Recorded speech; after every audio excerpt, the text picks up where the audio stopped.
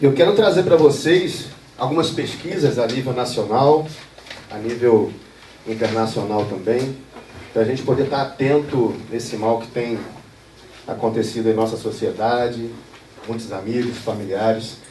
Então, assim, além de ser um tema complexo, é um tema que paira em cima de três questões, né? Crime, sociedade e religião. Mas eu vou abrir essa palestra, pode passar para mim, por favor, falando sobre vida.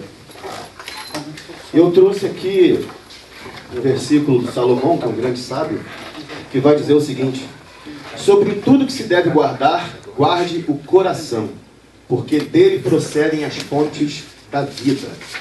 Então, segundo a palavra de Salomão, o coração é considerado a sede do intelecto, dos sentimentos e da vontade. O prudente, a pessoa prudente, recebe essas informações e pega esses instrumentos e usa como melhoria para a sua qualidade de vida e para a qualidade de vida dos outros. Né? É importante a gente pensar que o coração, eu fui descobrir isso logo no segundo ano da faculdade, que o coração é um órgão que foi feito para bombear o sangue. Né? O marketing aí na sociedade vai dizer que o coração serve para muitas outras coisas, é claro que a gente entende isso, mas o intelecto, os sentimentos, a vontade, tudo que paira sobre as questões emocionais, vem daqui, né? Do nosso cérebro, não é verdade? E aí eu trouxe uma contribuição de um sociólogo chamado Émile Durkheim, que é um sociólogo francês, que ele estudou muito a questão do suicídio do século XIX. Ele fez um estudo em muitas sociedades espalhadas pelo mundo.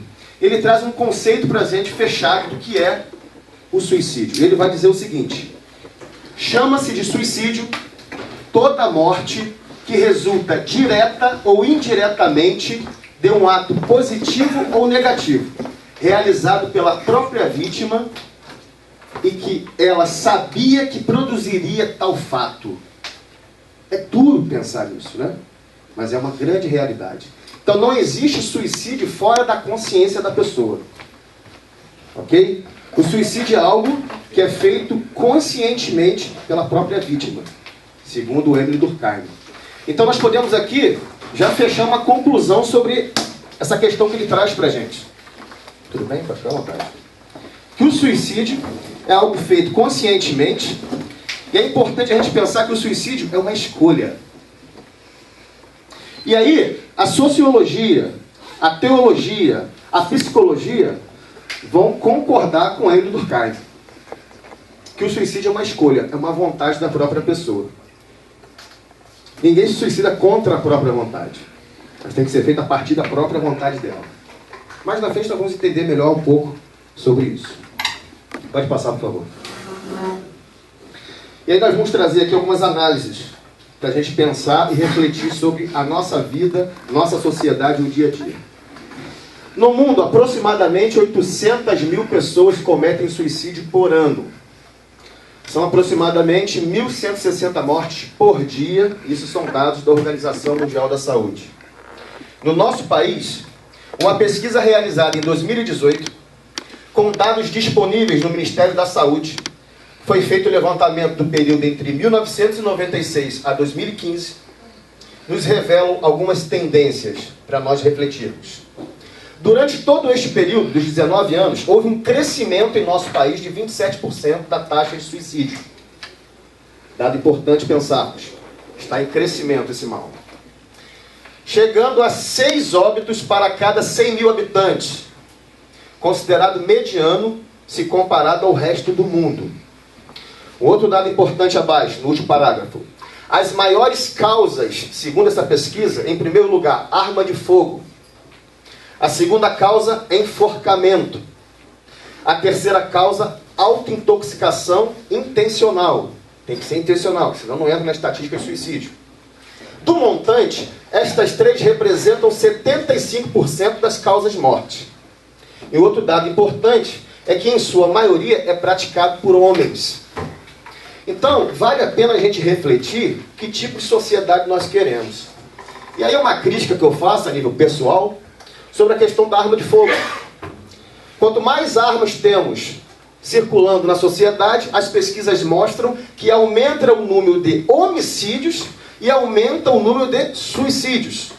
Então devemos aí pensar e repensar sobre políticas públicas relacionadas à segurança pública, por exemplo.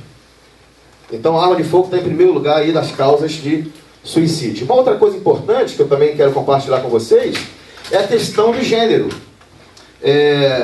Os homens são acometidos, né, por suicídio em maior número. E aí eu fiquei pensando por que isso. E aí eu tenho um dado empírico para dar para vocês, né? Eu tenho um consultório que eu tá aí com vocês aí onde eu atendo aqui no centro de Itaboraí, e realmente, majoritariamente dos meus pacientes são mulheres. E aí fica um alerta para nós homens, porque isso também é cientificamente comprovado, né, que as mulheres falam pelo menos 3 vezes mais número de palavras por dia do que os homens, né? Vocês falam mais do que nós, com certeza. Mas aí tem um dado importante, que vocês costumam se abrir mais, procuram buscar ajuda. E o ato da psicoterapia, por exemplo, né, o ato da análise, tem que ser falado. Então, parabéns para as mulheres que buscam mais ajuda e que falam mais desse sentido. E nós, homens, como buscando menos ajuda, como falando menos, nós estamos aí adoecendo mais. Então, o número de suicídios nos homens é muito maior do que nas mulheres. E aí eu pensei sobre isso e é uma grande realidade. Nós, homens, temos que estar atentos a isso, né? Pode passar, por gentileza. Ainda continuando na pesquisa, a taxa de mortalidade por suicídio é mais predominante nas pessoas com 70 anos ou mais. Olha aí, bem idosos, né? Apesar de que a faixa etária é entre 15 e 19 anos, e aí acende um sinal vermelho nos nossos adolescentes e jovens, é mais prevalente em países com desenvolvimento econômico baixo e países emergentes. E aqui nós já estamos falando de Brasil, né? Aqui nós já estamos falando de Brasil. Nossos jovens aí cometendo essa barbárie. O Brasil está entre os 10 países com maior número de suicídios.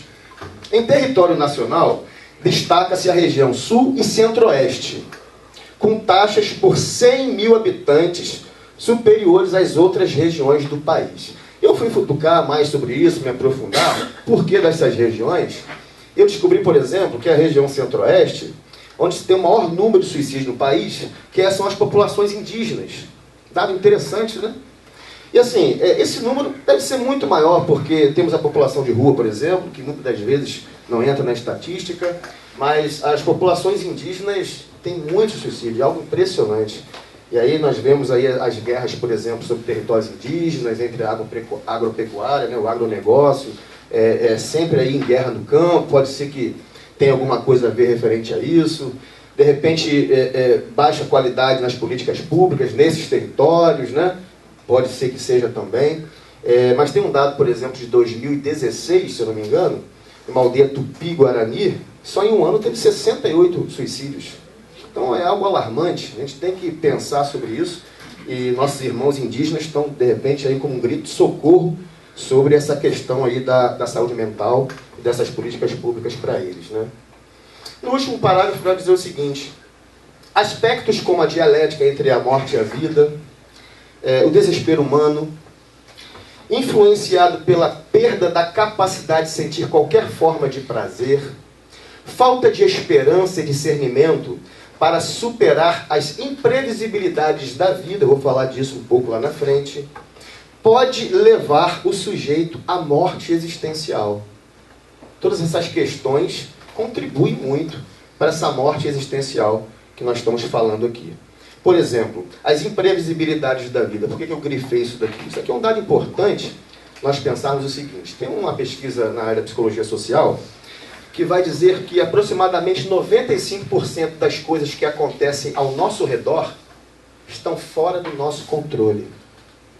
Pararam para pensar sobre isso? 95% das coisas que acontecem com vocês estão fora do controle de vocês. E o nosso cérebro é um órgão preguiçoso. Por quê? Porque quando a gente pensa, a gente gasta energia. Só um dado importante aqui da neuropsicologia. Cada cérebro tem aproximadamente 100 bilhões de neurônios. É verdade que tem gente que parece que tem menos.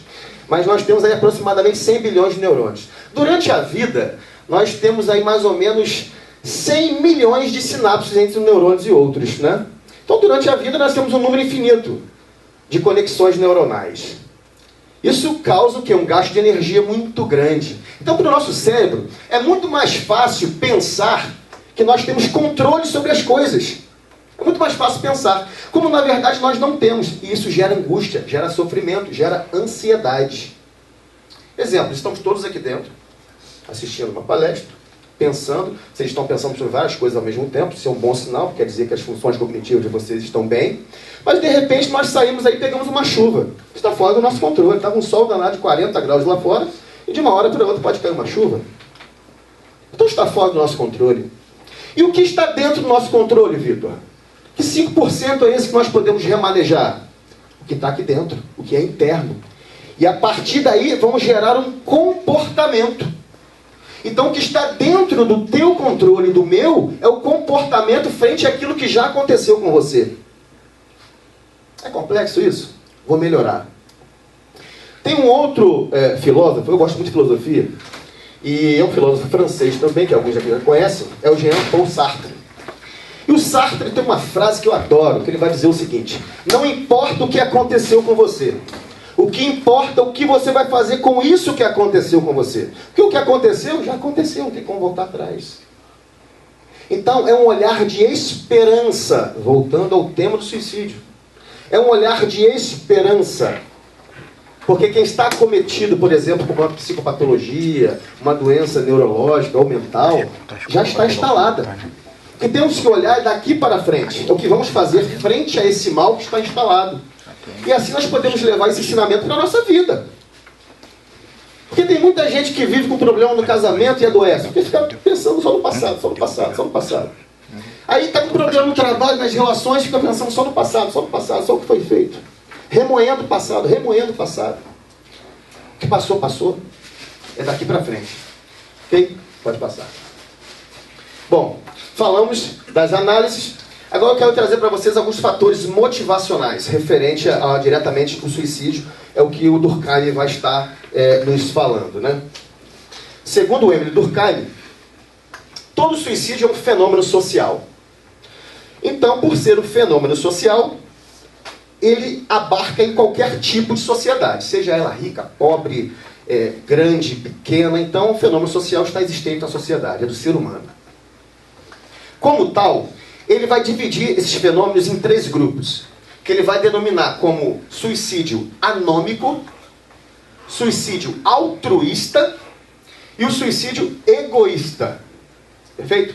Vamos entender um pouco cada um deles. Primeiro grupo, o suicídio anômico. Que tipo de sociedade que tem maior prevalência, maior predominância do suicídio anômico? Ele ocorre numa situação de anomia social. Por isso que o nome é anômico, ou seja, de anormalidade social. Quando uma sociedade se vê em desmoronamento de suas regras sociais, queda da segurança pública, por exemplo, a segurança jurídica, institucional, econômica, que paira nessa sociedade, e de repente isso desmorona de uma vez por outra, gerando uma convulsão ética e, consequentemente, a falta de identidade social nesse sujeito. Maiores probabilidades de acontecer em sociedades mais desenvolvidas economicamente. E aí eu trouxe alguns exemplos aqui embaixo, por exemplo, como nós sabemos, quem estuda história aí, na grande crise de 29, só na América do Norte quebraram 1.500 bancos. Era uma sociedade rica, poderosa. Só na crise de 29 houveram uma queda grande aí, e muitas pessoas se suicidaram naquele momento. Primavera Árabe, países árabes ricos, de uma hora para outra desvairaram. A Argentina em 2001, com o calote que deu, que aquela sociedade também perdeu essa segurança econômica e jurídica. A Venezuela, quem lembra da Venezuela 20, 30 anos atrás, que jorrava petróleo na Venezuela? Hoje a gente olha o caos que está no nosso vizinho e o nível de suicídio aumenta com isso. Então nós temos aí identidades de suicídios anômicos relacionados a essa probabilidade e esse sistema econômico. Pode passar. O segundo grupo que o Durkheim apresenta é o grupo de suicídio altruísta, que aparecem mais causas sociais do que causas psicológicas. Vejam que esse tipo de suicídio, e isso para muita gente é uma surpresa, né? Porque quando nós falamos de suicídio, o que vem à mente? A pessoa deve estar com depressão, a pessoa deve estar passando por um problema psiquiátrico ou psicológico muito grande. Veja que esse tipo de suicídio não tem nada a ver com depressão. Impressionante isso, né? Porque são causas sociais, Aí há uma motivação completamente exterior ao sujeito, não é uma motivação interior, não é algo psicológico do sujeito que o motiva a fazer, pois o seu ego se confunde com algo externo a si. Né? Esse ego aqui, eu falo do ego freudiano, e de ego superego. Então esse ego se confunde, ele exterioriza o ego.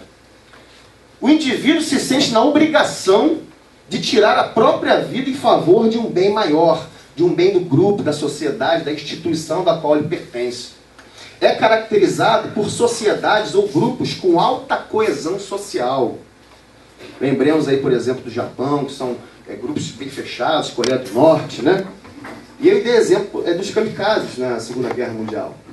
Aí eu fui pesquisar a fundo, olha aí, a palavra, etimologicamente, kamikaze quer dizer kami, quer dizer divino, kaze, vento, vento divino. Eram jovens que davam a sua vida pelo seu país e eram tidos como heróis, era um orgulho da família. Até porque, nessa época, o imperador não reconhecia o preso de guerra. Então, o cara vivia para a guerra e fosse pego, ele não reconhecia, não era patriado. Então, era mais fácil ele dar a vida mesmo pela sociedade dele. Então, nós temos aqui, por exemplo, os kamikazes, o fanatismo político, o fanatismo religioso, aí nós vemos aí os terroristas, né, da Al-Qaeda, etc. Então, são tipos de suicídios que não são diretamente ligados a psicopatologias, né? Tem causas extremamente fora do nosso contexto social, por exemplo, a nível de Brasil. Pode passar. Você me arruma água, por favor, alguém? O terceiro grupo é o grupo egoísta. Egoísta de ego, né? Visão egocentrista de mundo.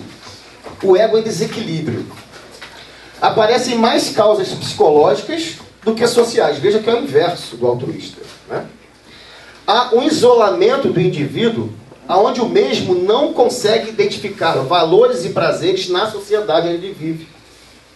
Já não se sente fazendo mais parte desta sociedade. Aqui sim é um tipo de suicídio que é familiar a nós, onde o sujeito está cometido por uma depressão, onde se inicia um excesso de ansiedade, estresse, e ele já não vai fazendo, obrigado, ele já não vai fazendo mais parte, não se vê fazendo mais parte dessa sociedade.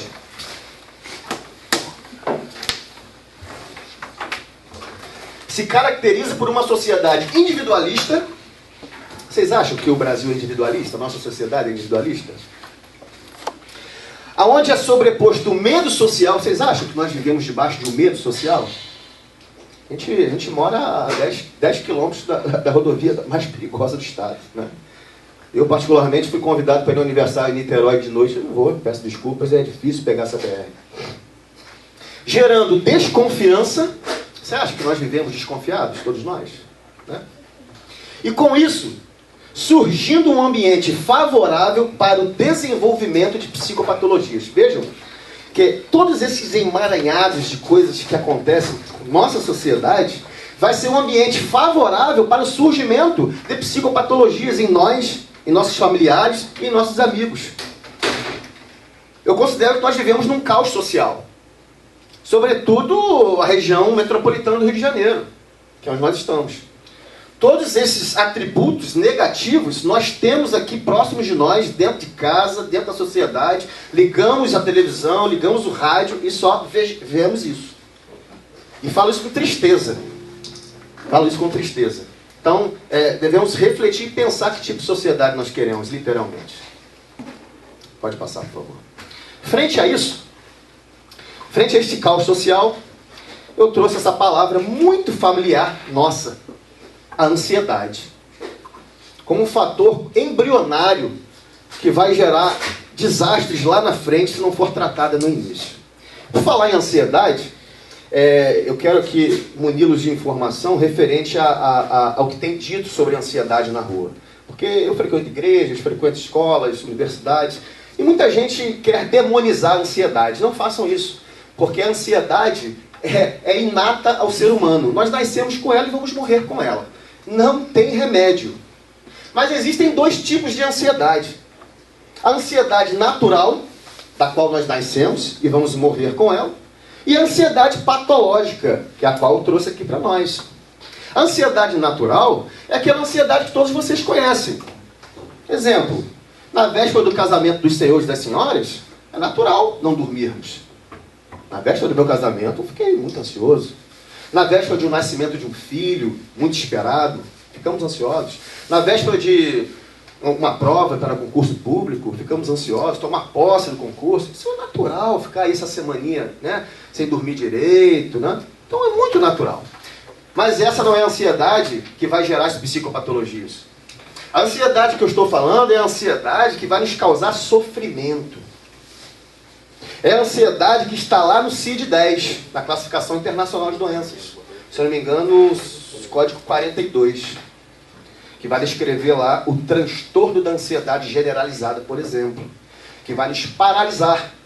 Essa ansiedade que está presente em nossas famílias o tempo todo e presente em nós. E aí eu quero estar munindo vocês de informações para que vocês possam estar se conhecendo e vendo que tipo de sinais e sintomas essas ansiedades estão gerando na vida dos senhores e das senhoras. Ok? E aí nós vamos entender aí um pouco do que é essa ansiedade.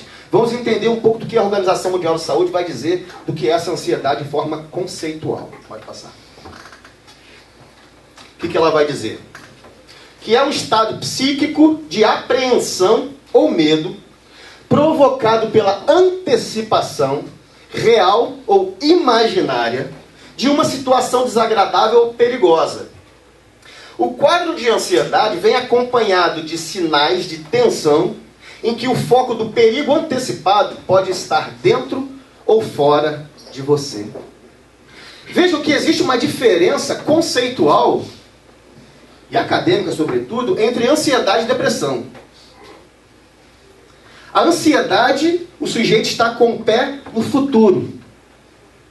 E a depressão, o sujeito está com o pé no passado. Percebam? Percebam? A ansiedade é um transtorno. A depressão é uma doença. Percebam? Que tem que ser tratada com remédios, medicamentos, muitas das vezes indicado por um psiquiatra, e psicoterapia. É uma via de mão dupla. Ok?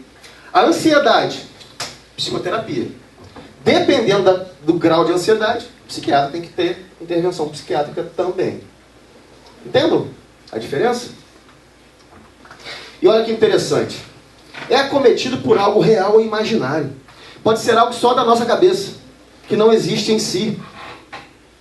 Então nós temos que estar atentos que tipo de sinais esse mal da ansiedade patológica pode estar nos trazendo no nosso dia a dia. Pode passar, que é o próximo slide. Não por acaso, eu botei em primeiro como alteração do sono, que é a primeira coisa que a ansiedade vai atacar. É o sono de vocês. E aí quem tem sono ruim, temos as comorbidades. No outro dia a pessoa não tem atenção, não consegue se concentrar, é sonolento, aí vem a irritabilidade, vem uma série de outros problemas. E aí começa de forma muito sutil. Eu quero dar um exemplo para vocês. Vamos pegar uma cuba de vidro, um aquário. Vamos pegar um aquário. Eu vou pegar esse aquário e vou botar ele aqui. No lado esquerdo de vocês, tem um aquário ali. E aqui do lado direito de vocês, vamos botar um outro aquário. E vamos encher de água. Vamos encher de água esse aquário. E embaixo desse aquário, nós vamos botar um fogo. Como se fosse uma panela de água. Nós vamos botar um fogo bem fraquinho aqui nesse aquário do lado esquerdo de vocês. E do lado direito, nós vamos botar um fogo muito forte. Aquele fogo bem forte para fritar aquele torresmo gostoso. Bem forte ali. Então, com o passar do tempo, esse aquário que está com fogo forte vai começar a borbulhar água, que a água vai ferver. E o aquário que está no lado esquerdo de vocês vai estar com uma água muito morninha, tranquila. Tudo bem? Fique à vontade. E aí o que nós vamos fazer? Nós vamos pegar duas rãs. Vamos pegar a primeira rã e vamos jogar nesse aquário que a água está bem morninha. A rã vai entrar ali e vai ficar lá embaixo. E nós vamos pegar a segunda rã e vamos jogar ela no aquário que a água está borbulhando a mais de 100 graus Celsius. Sabe o que vai acontecer com essa rã? Ela vai bater e vai sair correndo. Porque a água está muito quente. E sabe o que vai acontecer com a rã do aquário da água morna? Depois de algumas horas, ela vai morrer. Ela vai cozinhar. Vejam que a ansiedade patológica na minha e na sua vida, ela começa como essa rã do aquário da água morninha, gostosinha. Essa ansiedade, ela paira sobre nossa vida de forma sutil. Então, atentem e percebam para os sinais dela. Quantas vezes nós estamos aí protelando essa alteração, esse mau sono que nós temos? Quantas vezes nós somos acometidos por dificuldade de concentração, por impaciência elevada, inquietação no trabalho, com a família, em casa, nos meus afazeres, já não tem mais minhas atividades laborais. Então, quantas vezes estamos protelando isso? Lembrem desse aquário com a água morninha, que levou essa rã ao óbito. Exacerbada a preocupação com o futuro, pensamentos negativos e angústia. Então vejam que a ansiedade causa isso, e a ansiedade patológica. E percebam que esses sinais nós não conseguimos visualizar, nós não conseguimos palpar. Por quê? Porque são sinais psicológicos, de ordem emocional. Mas só acontece isso? Não. A ansiedade ela vai também atravessar o nosso corpo de forma fugaz. Que é o próximo slide, por favor. E aí, primeira coisa que acontece é a tensão muscular. Vivemos tensos. E aí ela é acometida por boca seca, dor de cabeça e tonturas, taquicardia, que é o coração, um batimento forte, sem nenhum motivo. Né? Isso aqui, por exemplo, acontece muito quando a pessoa está com crise de ansiedade, sem nenhum motivo. Parece que a pessoa que subiu 50 degraus e de repente o coração parece que vai sair da boca e a gente pensa que vai morrer. Náuseas, azias, dores no estômago. O pâncreas altera o seu funcionamento, com maior risco de diabetes tipo 2. Olha aí como a ansiedade causa mal no nosso corpo também. Diarreia, prisão de ventre. Períodos menstruais irregulares, para quem sofre desse mal. E comprometimento da libido. Então a ansiedade é um mal em si. A ansiedade patológica tem que ser tratada. Porque dela, muitas das vezes, é a porta de entrada que vai desencadear uma depressão lá na frente. Vejam que a gente tem que combater a raiz desse problema. Perfeito? E aí nós vamos entender um pouco sobre a nível de sociedade que tem acontecido com a gente. Eu quero aqui abrir um parênteses. Falei do pâncreas aqui, que eu lembrei de diabetes. E eu lembrei também que eu trabalho numa clínica de hemodiálise, né? A da Vita, aqui em nossa cidade. Então, sempre nas minhas palestras, eu sempre gosto de falar isso. É importante, quando vocês forem ao médico, perguntar: doutor, passa para mim, por favor, o exame do rim. Que é algo simples, fácil. No sangue a gente vê como é que está o nosso rim. Só ver como é que está a taxa de creatinina, o potássio e a ureia. Se está tudo equilibrado, o seu rim está bem. Porque eu recebo muitos pacientes lá que nem sabiam disso. E quando caem numa clínica de hemodiálise, muitas das vezes a falência renal ela é irreversível. E aí vai ficar ali por muito tempo, correndo atrás de um transplante ou de um outro tipo de tratamento. Então, busquem essa saúde renal. Eu costumo dizer, e as pessoas ficam assustadas: olha, é mais fácil você cuidar do seu rim do que do teu coração. Mas por quê, Vitor? Porque o coração, quando ele começa a dar PT, ele te avisa muitas das vezes. A maioria das vezes ele vai te avisar. Pressão alta, dor de cabeça, o coração está dando problema, ele vai te avisar de alguma forma. O rim não. O rim ele é silencioso. Então, quando forem ao médico, não esqueçam: doutor, vem para mim a taxa do meu rim, como é que está aí a saúde do meu rim. Perfeito? E aí vamos ter uma ideia mais geral agora. Falamos dos sinais da ansiedade. Vamos ter uma ideia mais geral sobre esse mal que acomete a nossa sociedade, tá bom? Pode passar. Olha aí que interessante. Em pesquisa recente, revista Exame, o Brasil é o país mais ansioso do mundo, segundo a Organização Mundial da Saúde. 18,6 milhões de brasileiros convivem com o transtorno. Tabu em relação ao uso de medicamentos, entretanto, ainda permanece. Folha de São Paulo. A ansiedade está entre os transtornos mais comuns na adolescência. Segundo a Organização Mundial de Saúde, metade dos problemas mentais começam aos 14 anos de idade. junho de 2019, fresquinho pra gente. Pode passar. E aí, eu trouxe 3 fatores para nós pensarmos o que está alimentando essa ansiedade patológica em nossa sociedade. Pesquisei isso aqui com muito carinho e eu tenho dito isso aos 7 ventos. Só 7% dos brasileiros confiam uns nos outros. Como superar a desconfiança? Pesquisa recente, junho de 2019. Nós vivemos em plena desconfiança uns dos outros. Democracias bem-sucedidas têm altos índices de confiança. E ao contrário do que possa parecer, o caminho para construí-la não depende só dos governantes. Depende de mim e de você. Como nós vamos melhorar nossa relação interpessoal? Exemplo, gente. Se ao acabar essa palestra, descermos os nossos afazeres, e de repente eu chegar em casa e lembrar que esqueci meu celular aqui, a primeira coisa que me vem à mente é: roubaram meu celular. Porque nós vivemos em desconfiança total dos outros. E essa desconfiança que nós temos uns dos outros, ela é institucionalizada. Haja visto os cartórios. Antigamente, na época dos meus avós, a relação de compra e venda era no papel de pão. A palavra do homem tinha poder, tinha credibilidade. Hoje em dia nós damos um passo, tem que estar em cartório, vamos carimbar. Tem que estar um carimbo, tem que ter um carimbo para garantir a tua e a minha palavra. Isso é a relação de desconfiança em alto nível que nós estamos tendo no país. Principalmente dos últimos 40 anos para cá.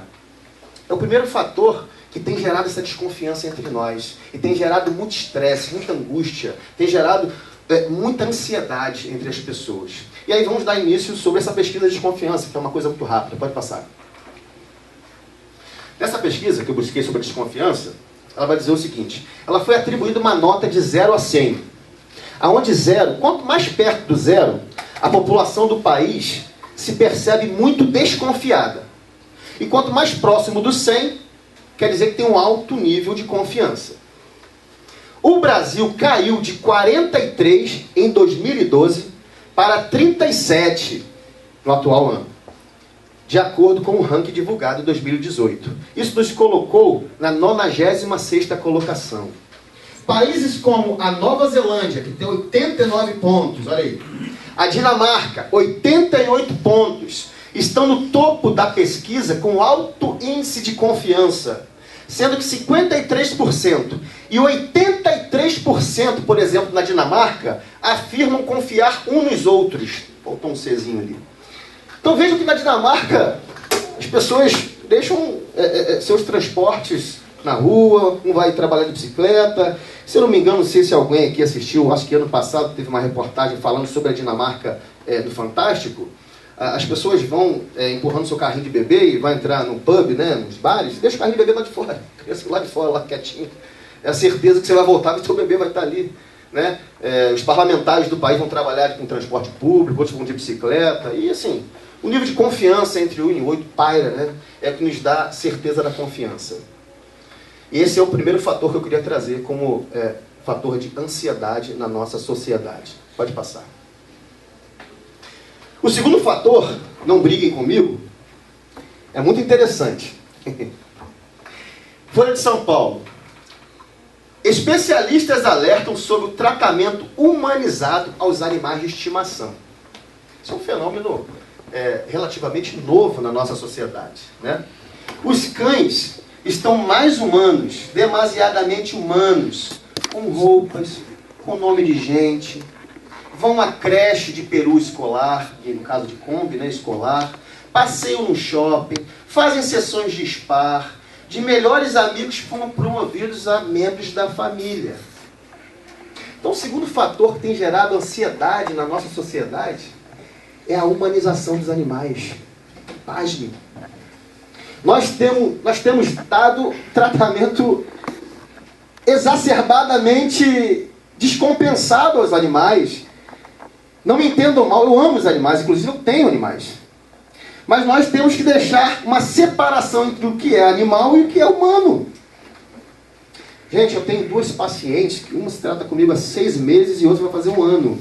Que estão com depressão crônica porque perderam seus cachorros. Então nós temos que refletir qual é a relação que nós estamos tendo com os nossos animaizinhos domésticos. Que tipo de credibilidade, que tipo de expectativa, que tipo de afeto estamos dando a eles? Porque um dia eles vão embora. E aí quando eles vão embora, o que fica? Você está preparado para isso? E vejam que não por acaso eu botei isso em segundo fator. Recapitulando. Há mais ou menos 40 anos, isso vem crescendo no nosso país, a nossa relação de desconfiança tem aumentado. Se eu não confio um nos outros, quem é o melhor amigo do homem? Pode responder. É o cão. Então eu tenho que botar alguém no lugar de quem eu não confio mais. Percebam? O que está acontecendo com o nosso meio? Aonde vamos parar? Eu sei onde nós vamos parar. No terceiro slide. E o terceiro slide, que é o terceiro fator, pode passar, vem dizer o seguinte pra gente.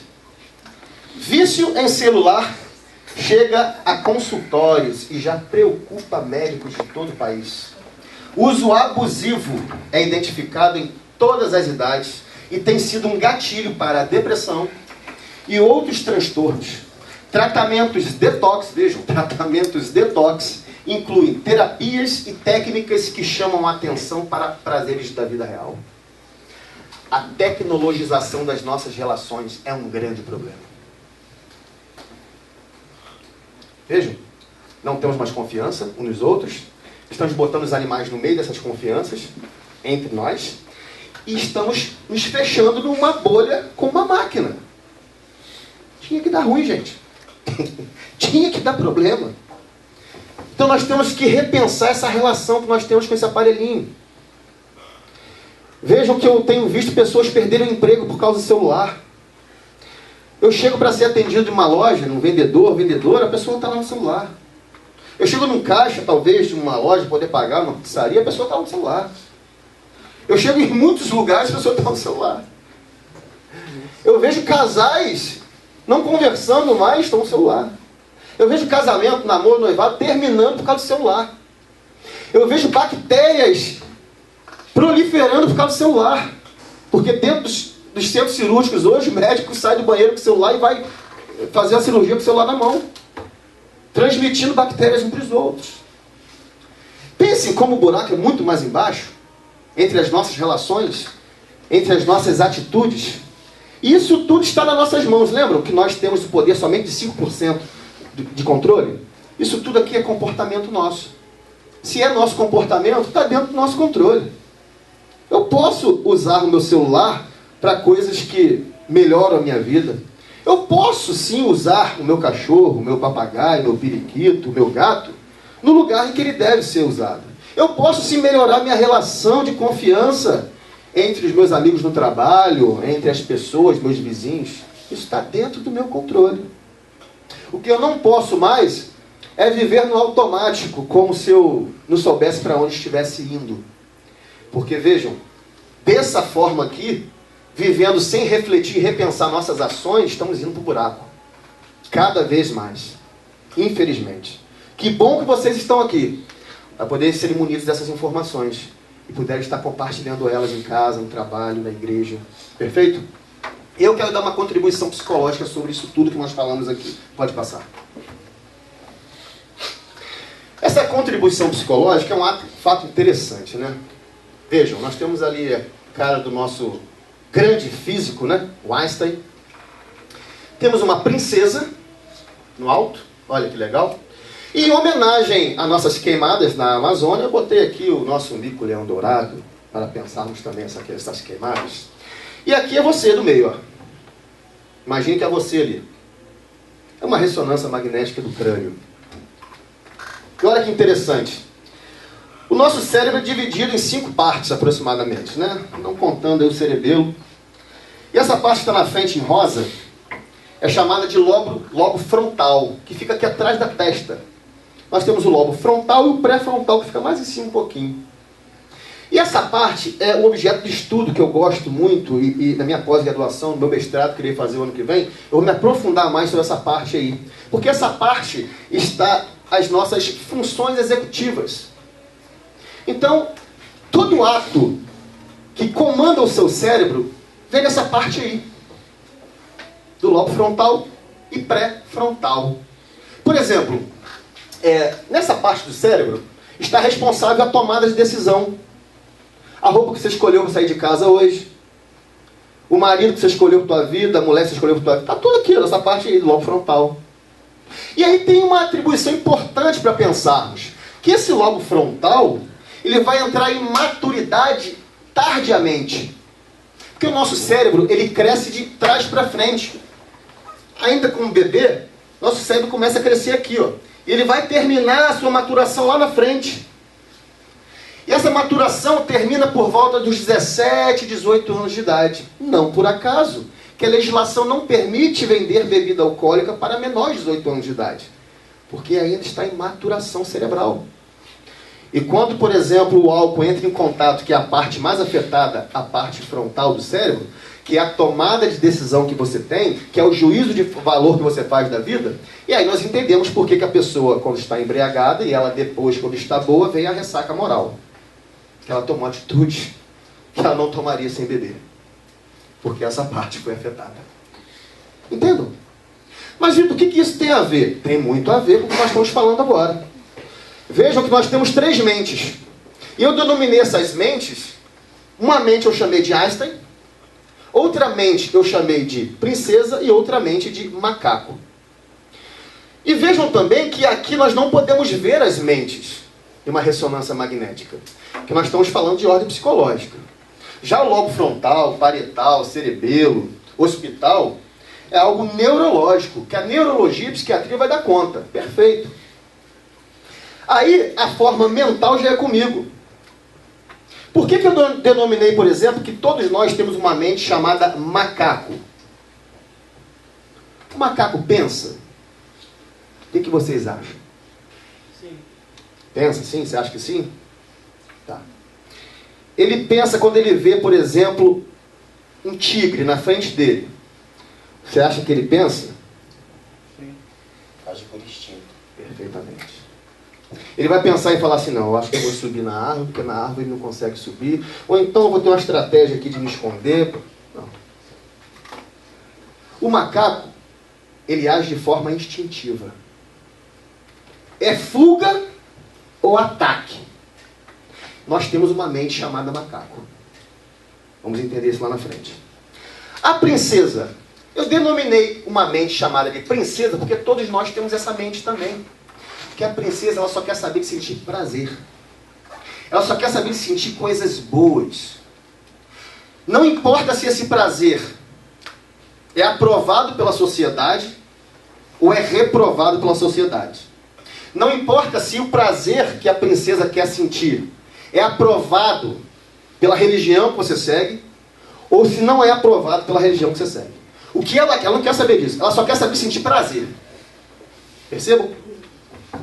E a outra mente que eu denominei como Albert Einstein é a mente dita a lei, racional. É a nossa mente que vai dizer o que você pode fazer e o que você não pode fazer. Vou dar um exemplo para todos entenderem. Imaginemos que estamos aqui numa sala de cinema. E aí estamos assistindo um filme maravilhoso. Imagina um filme que você chorou. Deve ser o Titanic. Os mais novos aí, não sei. E aí estamos assistindo esse cinema, aquele filme maravilhoso.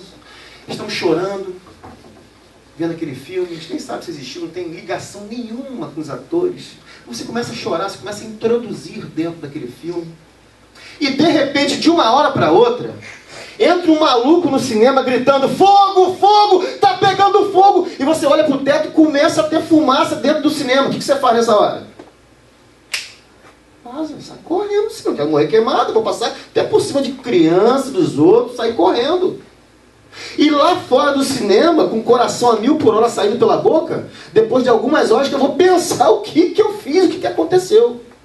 Percebam, no primeiro momento, quando você estava ali assistindo aquele filme, chorando, filme maravilhoso, qual era a mente sua que estava lá em cima? A princesa. A emoção, o prazer. Quando entra um louco gritando fogo, qual é a mente sua que emergiu nessa hora? O macaco. A princesa sumiu de uma hora para outra. E depois de algumas horas lá na frente, você foi entrar em raciocínio o que você deveria fazer ou não. O Einstein começou a trabalhar. Então, gente, eu vou te falar uma coisa. Vou te contar um segredo. A coisa mais difícil da humanidade é botar essas três mentes em equilíbrio. Você deve estar pensando em algum conhecido, em alguém que só vive no macaco o tempo todo. É verdade? E aí a gente vai pensar em outra pessoa que só vive na princesa, só quer saber de sentir prazer da vida, não quer saber do dia seguinte.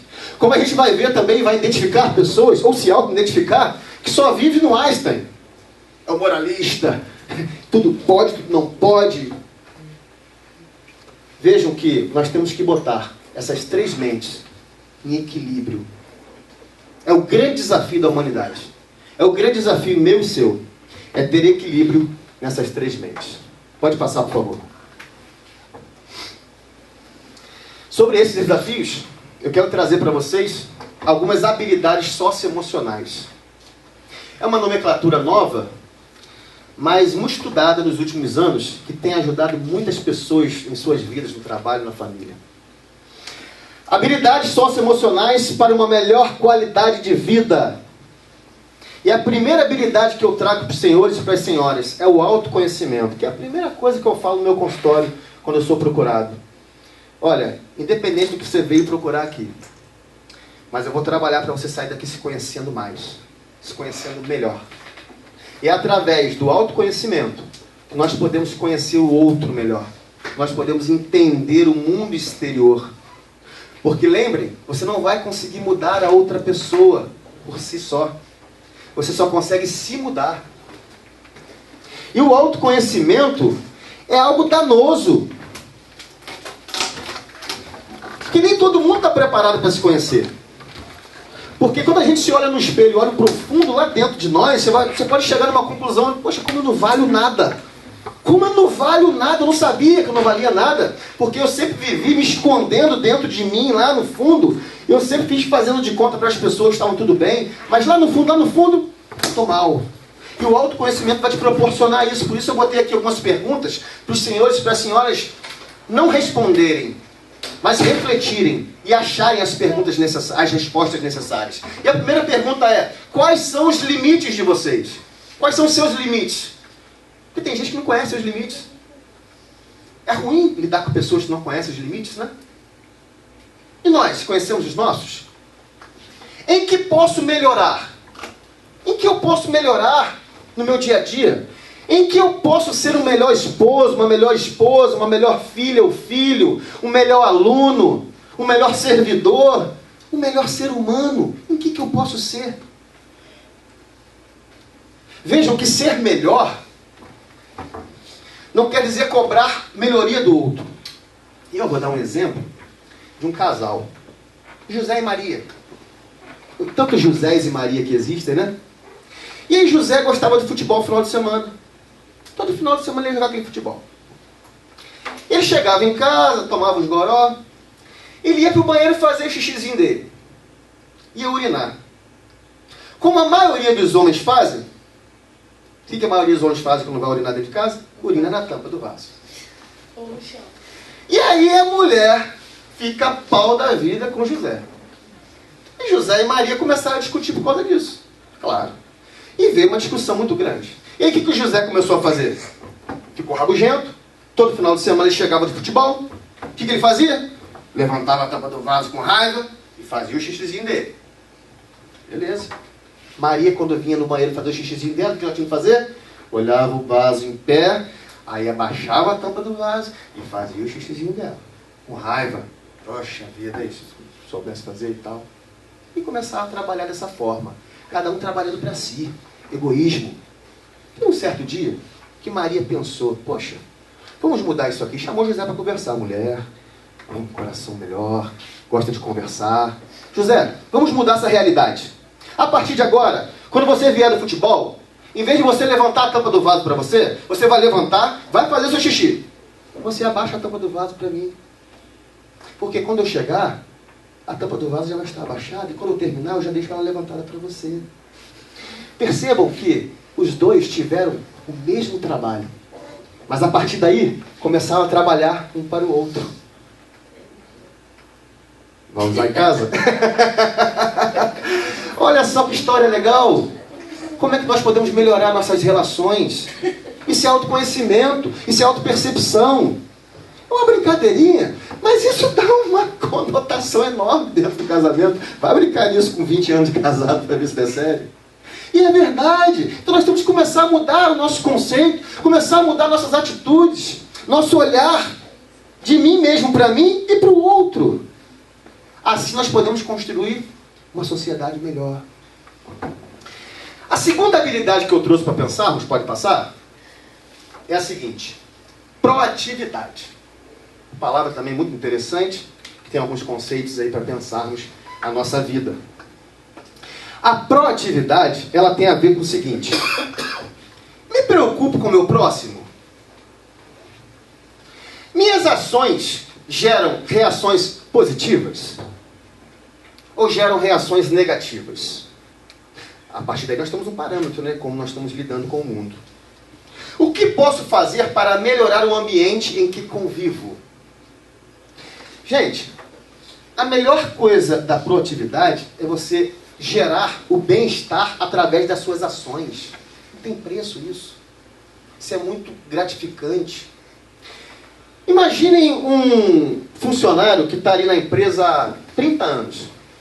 E seu chefe chega para ele e fala: olha, João, vá lá na quitanda, compra meia dúzia de laranjas para fazermos um suco de laranja de tarde. Aí o João: sim senhor, patrão. Pegou o dinheiro, foi lá na quitanda. Ô, seu Manel da quitanda, eu quero meia dúzia de laranjas para fazer um suco de laranja lá na empresa. Aí seu Manel: ih, Joãozinho, hoje não tem laranja, rapaz. Não entregaram laranja para mim não, vou ficar te devendo. Ah, seu Manel, então tá bom. Muito obrigado, tá? Tenha uma boa tarde. Aí Joãozinho volta para a empresa dele, chega lá pro patrão: patrão, ó, não entregaram a laranja para ele não. Ah, então tá bom, meu querido, muito obrigado. Perfeito. Primeiro exemplo, né? Aí o segundo exemplo, um estagiário, chegou novo na empresa, cheio de gás. O patrão chama ele: fulano, vai lá na quitanda do seu Manel, compra mais laranjas lá. Ele já sabendo que não tinha laranja. Aí o estagiário foi lá, cheio de gás: seu Manel, umas laranjas aí para a gente fazer um suco lá na empresa? Ô, meu rapaz, meu jovem, não tem laranja lá não, infelizmente. Não tem laranja aqui não entregaram a laranja pra gente hoje não. Aí o estagiário pensa e fala assim: ah, não tem não? Então o senhor faz o seguinte pra mim, arruma um papel e uma caneta. O senhor tem abacaxi? Tem. Quanto que é? Tanto. O senhor tem limão? Tem. Quanto que é? Tanto. Manga tem? Tem. Quanto que é? Tanto. Muito obrigado. Aí ele volta lá pra empresa dele. Fulano, olha só, não tem laranja não. Mas se quiser fazer uma limonada, o limão é tanto. Quer um suco de abacaxi, o abacaxi é tanto. E a manga, se quiser um suco de manga também é tanto. Fez uma diferença? Isso é proatividade. O primeiro exemplo do cara que estava lá há 30 anos, ele não fez nada de errado. É verdade, mas ele não foi proativo. O proativo vai trazer a solução. Vai trazer outras ideias. Aliás, o grande combate da crise, o que é? A grande ferramenta para combatermos a crise é só cortar o S. Crie. Criatividade. Devemos trazer essa criatividade para o nosso dia a dia. Perfeito? E aí, caminhando para o terceiro ponto, já estamos caminhando para o final. A terceira habilidade socioemocional que eu quero trazer para os senhores é a resiliência. Algo muito importante também no nosso dia a dia, que devemos trabalhar em nós. Você tem esperança em você? Como você lida com os seus erros? Tem o hábito de terminar o que começou? Ou abandona seus objetivos com facilidade? Ou você não acredita nos seus sonhos, nos seus objetivos, nas suas metas? Vejam, se você trabalhar o teu autoconhecimento, você vai saber quem é você. Sua proatividade, isso aqui fica mais fácil. Resiliência, compaixão. Trabalhar a autocompaixão e a compaixão do próximo. Trabalhar o bem comum. Percebam que tinha um senhor que trabalhava numa empresa e já era aposentado. Mas o chefe falou para ele: você tem que continuar trabalhando comigo. E ele chegava na empresa e estacionava o carro dele na última vaga do estacionamento. Imagina aquele estacionamento do Carrefour na BR, aquele estacionamento grande. O cara chegava com o carro dele e parava lá na última vaga, todo dia. Fazia chuva ou fazia sol. E aí quando ele